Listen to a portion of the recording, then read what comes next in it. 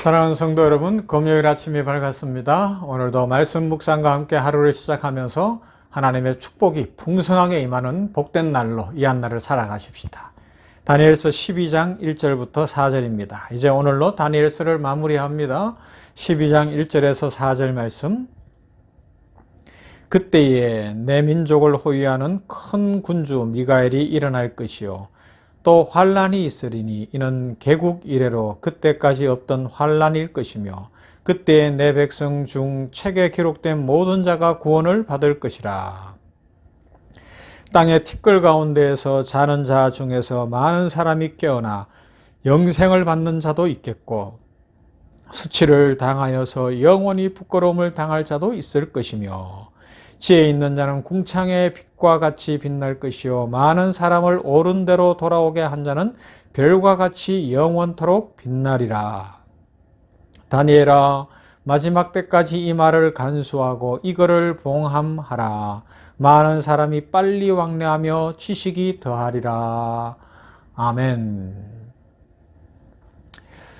종종 지구에 후러닥치는 대재앙들이 있어요. 올해에도 폭염 때문에 갑자기 폭우 때문에 우리 한반도만 해도 갑작스러운 일들이 꽤 있었죠. 그래요. 갈수록 그렇게 되는 것 같아요. 사절에 있는 것처럼 사람들이 빨리 왕래하며 지식이 더한다. 아마 오늘 우리 시대를 이야기하는 것 같아요. 우주선 빨리 왕래하잖아요. 인터넷 엄청난 이건 이 데이터로 전화하는 거 카카오톡이나 이런 걸로 하면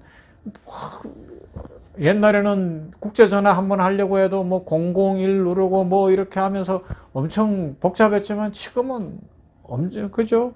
비행기로 이런 시대가 됐는데도 불구하고 지금 많은 일들이 일어나고 있잖아요. 그래서 이제 결론적으로 다니엘서를 마무리하면서 우리는 이런 빠른 시대 빨리 사람들이 빨리 왕래하고 지식이 더하여지는 이 컴퓨터 안에 쌓이는 지식이 AI 시대 아닙니까? 빅데이터 시대에 어마무지한 지식들이 쌓이는데 이것으로 어떻게 할 거냐? 이런 시대에 성도는 어떻게 살아야 되느냐? 믿음의 사람들은 어떻게 살아야 되느냐 하는 것을 알려주고 있습니다.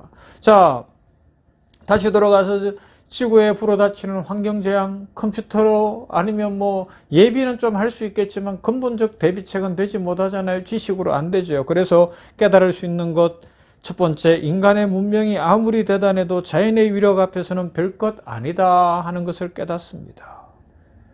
해수면의 온도가 1도만 상승함으로 엄청난 재앙이 닥쳐온다는 것을 우리는 알고 있어요.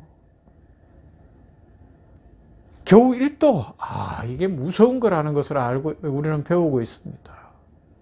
두 번째는 사람의 연약함입니다. 자연재해 앞에 사람들은 연약하고요. 재해가 지나가고 나면 사람의 마음은 더 연약하지요.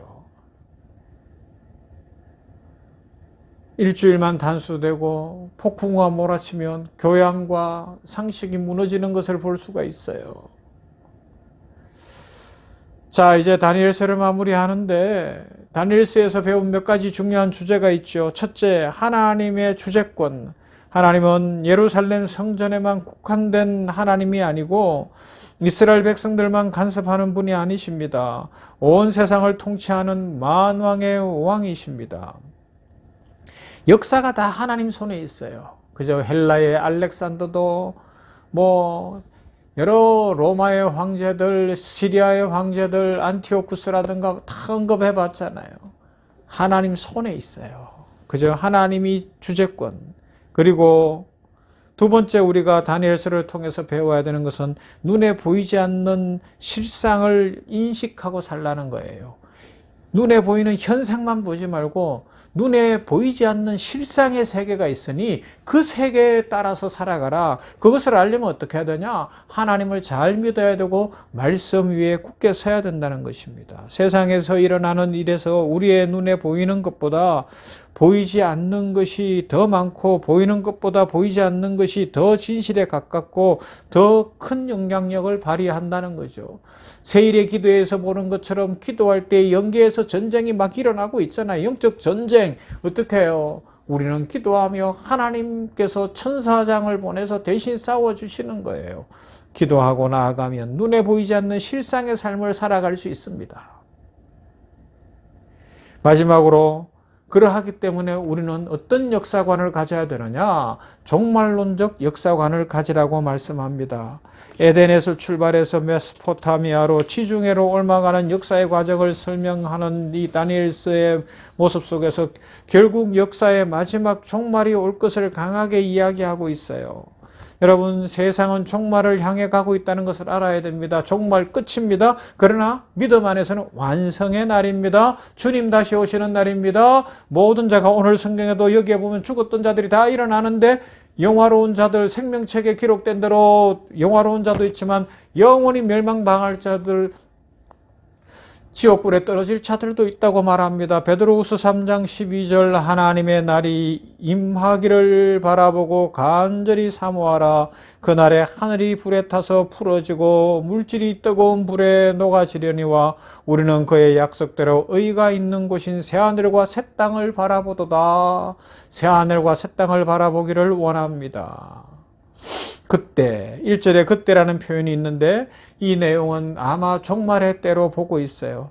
역사가 곤두박질 치면 그 시대 사람들은 그 역사가 곤두박질 치는 때가 종말로 느껴지겠지만 그때도 종말인데 더 궁극적 종말까지를 이야기한다고 보는 거죠. 그런데 중요한 것은 뭐예요? 책에 이름이 기록된 사람들은 다 구원받는다는 겁니다. 그때가 되면, 종말이 되면 생명록에, 생명책에 이름이 기록된 자들은 다 구원을 받고 영원한 축복을 누린다.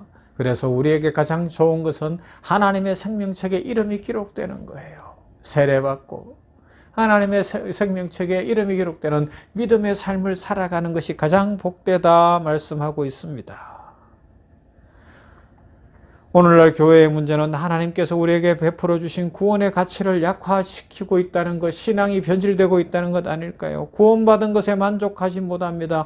이 땅의 것들로 자꾸 만족하려고 하는데 그러지 말라 말씀하고 있습니다. 그리고 2절에서 영생을 받은 자들을 이야기합니다. 땅의 티끌은 무덤에 대한 비유입니다. 자는 자, 죽은 자들을 이야기합니다. 모두가 깨어나는 것은 죽은 자의 몸의 부활을 이야기하지요. 마지막 환란이 지나고 환란을 통과하면서 죽은 사람들이 부활하게 됩니다. 모든 사람들에게 누구에게나 영원한 삶이 있음을 시사하는데 어떤 종류의 삶이냐? 천국의 삶이 있고 지옥의 삶이 있다. 그래서 지옥의 삶은 삶이라고 안 하고 죽음이라고 표현하는 거예요. 그 고통 속에 있어야 되니까. 그러나 천국에서는 하나님과 함께, 천군 천사와 함께 하나님을 찬양하며 하나님의 얼굴을 보며 영원히 사는 축복을 누린다는 것입니다.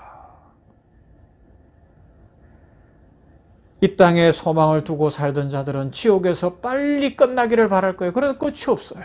그러나 이 땅에 소망을 두지 않고 고난과 환난과 핍박을 이겼던 성도들은 천국에서 별과 같이 빛나며 주의 축복을 누리며 살아가게 될 것입니다.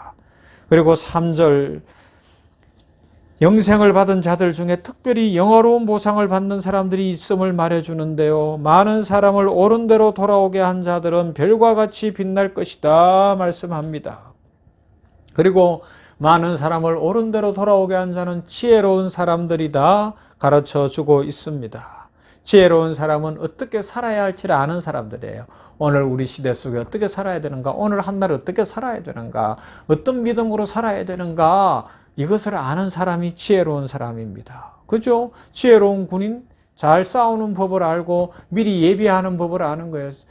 지혜로운 상인, 어떻게 해야지 많은 이익도 남기면서 또 영업을 잘하는지 아는 거예요. 지혜로운 의사, 어떻게 해야 질병을 잘 치료하는지 끊임없이 연구하고 그 방법을 아는 사람들이에요.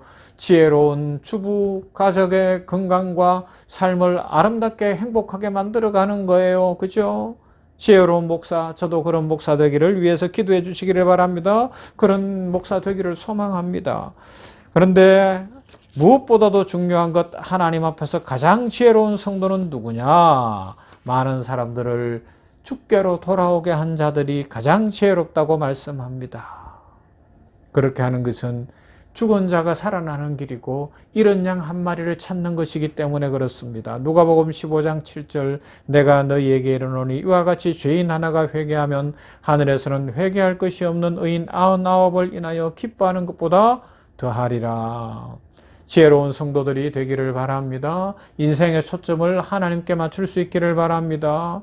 이 땅에서의 삶에 너무 그게 일희일비하지 말고 하나님이 어떻게 나의 삶을 평가하실지에 집중할 수 있기를 바랍니다. 무엇보다도 많은 사람들을 주께로 돌아오게 하는 이 연말에 계속해서 전도하고 구원에 이르게 하는 이 전도의 삶을 살고 옳은 대로 돌아오게 하여서 하늘에서 별과 같이 빛나는 사람들, 하늘나라에서 하나님의 면류관을 받아 쓰고 하나님 주시는 축복을 누리며 살아갈 수 있는 지혜로운 성도들이 되기를 바랍니다. 여러분 구원의 확신이 있습니까? 여러분 하나님의 자녀로서 많은 사람들을 옳은 대로 돌아오게 하는 지혜로운 인생을 살고 있습니까? 이런 인생을 살아가며 분명히 하나님의 주재권을 인정하고 그러면서도 종말론적 신앙을 가지며 하나님 앞에서 많은 사람들을 옳은 대로 돌아오게 하는 그런 믿음의 삶을 살아 자자손손 하나님의 축복 풍성히 누리고 삶이 복되기를 주님의 이름으로 축원합니다. 사랑 많으신 아버지 감사합니다. 오늘 금요일 이제 다니엘서를 마무리했습니다. 하늘에서 별과 같이 빛나는 존재들이 다 되기를 원합니다. 이 냉천골의 아침 말씀 묵상하는 모든 성도들이 하늘에서 우리 주님 다시 오시는 완성의 그날, 종말의 그날에 죽은 자들도 다 부활하는 그날에 영원히 사는 부활로 부활하여서 하늘에서 별과 같이 빛나는 존재, 하나님의 축복을 누리는 존재, 금멸유관 받아 쓰는 복된 성도들 다 되게 하여 주시옵소서. 무엇보다 다른 사람들을 주께로 돌아오게 하는 구원의 반열에 서게 하옵소서. 옳은 대로 돌아오게 하는 지혜로운 자들 되게 하여 주시옵소서. 아버지여 전도가 끊이지 않고 선교가 끊이지 않고 끊임없이 주의 복음을 전하는 병원교회 그리고 냉천골의 아침 말씀 묵상하는 성도들이 되어서 하늘에서 별과 같이 빛나는 아름다운 축복 누리게 하여 주시옵소서. 아버지 하나님이여 이 땅이 새로워져야 되겠습니다. 역사는 하나님 손에 있음을 확실히 알고 그 하나님 앞에 겸손해지도록 이 나라와 민족의 위정자들을 비롯한 정치계를 특별히 주장하여 주시고 권력의 백성들로부터도 오지만 진짜 권력자이신 하나님이 허락하신 것 잠시 맡기신 것을 알고 겸손히 정치해 가게 하여 주시옵소서. 나라가 잘 되게 하시고 경제 문화, 사회 전반에 하나님 긍휼을 베풀어 주시옵소서. 효산의료재단에 축복하여 주시고 경영위에 진료위에 축복하여 주시옵시며